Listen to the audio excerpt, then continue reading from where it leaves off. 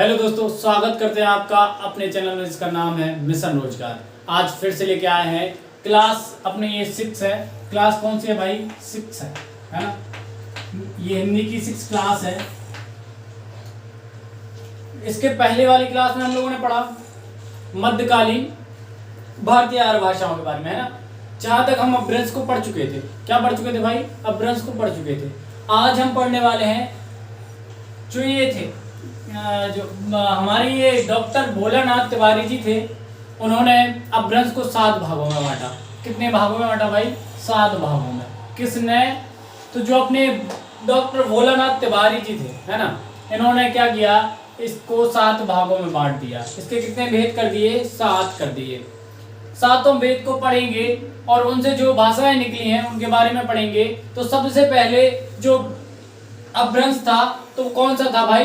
शोरशैनी अपभ्रंश। कौन सा? शोरशैनी अपभ्रंश, है ना। बात क्लियर हो गई होगी। शोरशैनी अपभ्रंश से समझ गए होंगे। शोरशैनी अपभ्रंश से आई है आपकी पश्चिमी हिंदी। कौन सी भाई? पश्चिमी हिंदी। शोरशैनी अपभ्रंश से किसका जन्म हुआ है? पश्चिमी हिंदी का। बात कर ले। इसके बाद दूसरी कौन सी आई है? राजस्थानी, जो कि किससे निकली है? शोरशैनी अपभ्रंश से। फिर आती है गुजराती। ये गुजराती, राजस्थानी, पश्चिमी हिंदी ये किस अपभ्रंश से निकली है? शोरशैनी अपभ्रंश से निकली है। किससे भाई? शोरशैनी अपभ्रंश से। बात क्लियर हो गई होगी, कहीं भी डाउट नहीं होगा। इसके बाद आती है मागधी अपभ्रंश, है ना।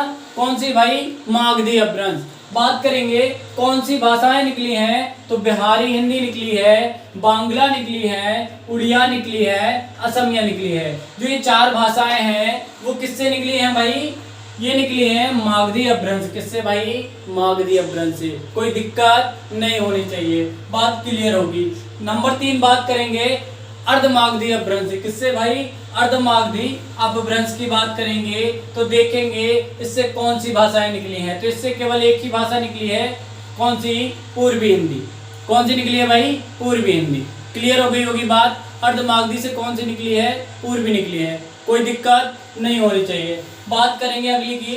तो अगला अपभ्रंश आता है खस अपभ्रंश। कौन सा अपभ्रंश आता है भाई? खस अपभ्रंश। इसकी लैंग्वेज, इसकी भाषाओं की बात करेंगे। जो खस भाषाएं हैं, खस अपभ्रंश की कौन सी भाषाएं हैं, ना।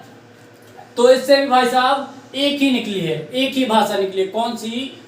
पहाड़ी हिंदी भाई। कौन सी? पहाड़ी हिंदी। बात क्लियर हो गई होगी। अगली बात कर लें, जो 5वें नंबर पर अपभ्रंश आता है पैशाची अपभ्रंश। कौन सा भाई? पैशाची अपभ्रंश। पैशाची अपभ्रंश की भाषा देखेंगे तो इसमें 2 भाषाएं हैं, लहंदा, पंजाबी। कौन सी भाई? लहंदा, पंजाबी। कोई दिक्कत नहीं होनी चाहिए, कोई डाउट नहीं होनी चाहिए। हर डाउट क्लास में क्लियर करें। ये जो पढ़ रहे हैं यहीं से सीख के जाएं, है ना। बाद में और कोई क्लास लेने की जरूरत ना पड़े। बात क्लियर होगी। यहां से अगली देखेंगे, जो 6वें नंबर पे अपभ्रंश आता है। कौन सा आता है भाई? भ्राचड़ अपभ्रंश आता है। कौन सा आता है? भ्राचड़ अपभ्रंश। इसकी भाषा देख लें, इसमें कौन सी आती है? तो सिंधी।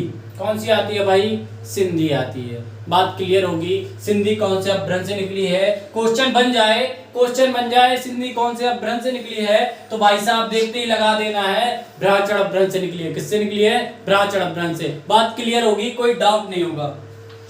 7वें नंबर पर अपभ्रंश आता है आपका महाराष्ट्रीय अपभ्रंश। कौन सा भाई? महाराष्ट्रीय अपभ्रंश। इससे हमारी कौन सी निकली है? मराठी। बात क्लियर होगी। यहाँ से कोई भी क्वेश्चन बनेगा तत्कालीन आप कर लेंगे, तुरंत आप देखते ही क्वेश्चन को सॉल्व कर देंगे, है ना।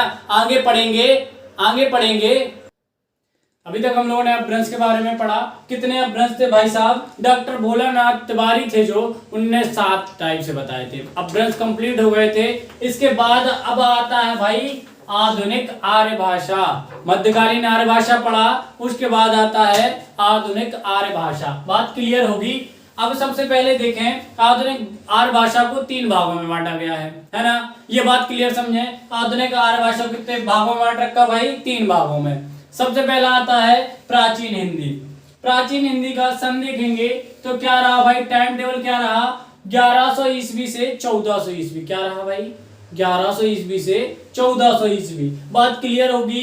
फिर आता है मध्यकालीन हिंदी। मध्यकालीन हिंदी आती है, उसमें टाइम टेबल देख लें। क्या रहा? 1400 से 1850 ईस्वी, 1400 ईस्वी से 1850 ईस्वी, बात क्लियर होगी। इसके बाद आधुनिक हिंदी की बात करें तो भाई साहब आधुनिक हिंदी 1850 ईस्वी से अभी तक है। क्या है भाई? आधुनिक हिंदी है जो 1850 ईस्वी से अभी तक है। ये पॉइंट क्लियर हो गया होगा, यहाँ तक कोई डाउट नहीं होगा आपके मन में। अगर कोई भी डाउट होता है तो आप कमेंट में पूछ सकते हैं, ठीक है, कोई दिक्कत नहीं होगी। बात कर लें जो आपका आधुनिक हिंदी का इतिहास रहा है, उसमें बहुत से कवियों का योगदान है। उसमें क्या है, जो कवियों के युग हैं उनके बारे में बताया गया है। तो हम लोग युग की केवल सन देख लेते हैं, कौन सा युग कब रहा, क्योंकि ऐसा एग्जाम में पूछ लेते हैं। क्या होता है, ये इनकी सन एग्जाम में पूछ ली जाती है कि कौन सा युग कब से कब तक रहा। तो बात करेंगे आधुनिक हिंदी में, तो आधुनिक हिंदी में सबसे पहले आते हैं भारतेंदु। भारतेंदु युग का जन्म हुआ सबसे पहले, ये है इनकी सन देख लें 1850 से 1900, 1850 से 1900 ईस्वी तक भारतेंदु युग रहा। इसके बाद आता है द्विवेदी युग, है ना। कौन सा आता है भाई? द्विवेदी युग। द्विवेदी युग की सन देख लें, ये रहा 1900 से 1950। इसका कार्यकाल 1900 से 1920 तक रहा। सॉरी, ये 50 हो गया, वो 20 है, ठीक है, बात क्लियर होगी। इसके बाद देखें छायावाद युग। कौन सा भाई? छायावाद युग। इसका कार्यकाल देख लें 1918 से 1936 ईस्वी तक। कब तक भाई? 1918 से 1936 ईस्वी तक, बात क्लियर होगी। अगला इसके छायावाद के बाद आता है प्रगतिवाद। कौन सा भाई? प्रगतिवाद। प्रगतिवाद में आता है 1936 से 1942 ईस्वी तक। कब तक? 1936 ईस्वी से 1942 ईस्वी तक, क्लियर होगी बात। इसके बाद देखेंगे प्रयोगवाद। कौन सा आता है? प्रयोगवाद, है ना। प्रयोगवाद में आप सन देखेंगे 1943 से 1953। कौन सी भाई? 1943 ईस्वी से 1953 ईस्वी तक, बात क्लियर होगी। आपका जब प्रयोगवाद खत्म होता है तो शुरू होता है क्या? नई कविता। क्या होता है भाई? नई कविता। नई कविता का कार्यकाल देख लें 1953 से अब तक रहा है, बात क्लियर होगी। यहां तक कोई डाउट नहीं होगा, यहां तक यही रखते। और हमें मोटिवेट करने के लिए आपका एक लाइक ही काफी है। आप चैनल को सब्सक्राइब करें और बेल आइकन प्रेस करें। अगली वीडियो में मिलेंगे। Thank you.